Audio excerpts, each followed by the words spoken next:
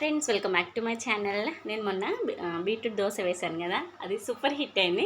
So ఇంకా next అది ఈరోజు ఈవినింగ్ ఏం చేస్తానంటే ఊతప్పం వేసుకున్నాను.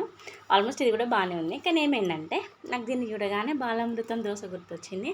దాన్ని కూడా ఇట్లా హోల్స్ లాగా స్పాంజీ ఉంటుంది. సో ఇది కూడా అట్లనే ఉంది, మంచిగా అనిపించింది ఇది కూడా.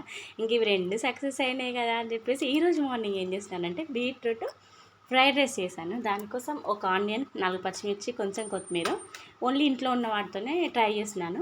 అంటే మనం ఫస్ట్ టైం చేస్తున్నాం కదా, అది సక్సెస్ అవుతుందో ఏమవుతుందో మనకు తెలియదు కాబట్టి ట్రై చేద్దాం అన్నట్టు చేశాను. కానీ సూపర్ హిట్ అయిపోయింది. ఇంకొక మీడియం సైజు బీట్రూట్ అయితే తురిమేసి పక్కన అయితే పెట్టేసుకున్నాను. కానీ నిజంగా ఒక 10 డేస్కి ఒకసారి, 15 డేస్కి ఒకసారి అయితే చేసుకోవచ్చు. మరీ బ్యాడ్ అయితే లేదు, బాగుంది. ఇంకా దాన్ని అయితే ఫ్రై చేయడం అయితే స్టార్ట్ అయితే చేసేసుకున్నాను నేను.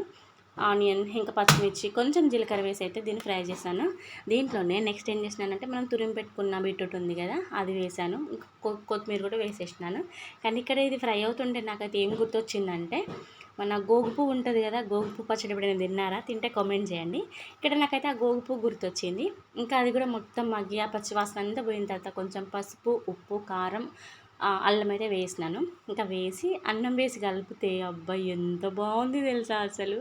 ఇందులో అంటే నా ఫోన్లో అంత లైటింగ్ సరిగా రాక కలర్ తెలియట్లేదు, కానీ ఇప్పుడు చూడండి సేమ్ ఇదే కలర్ ఉంది. చాలా అంటే చాలా బాగుంది. టేస్ట్ అయితే నిజంగా అదిరిపోయింది. అసలు బీట్రూట్ స్మెల్ అయితే ఎక్కడా రాలేదు. మంచిగా తిన్నా నేనైతే, కుమ్మేసిన. ఈ వీడియో మీకు నచ్చితే like and subscribe. Bye friends.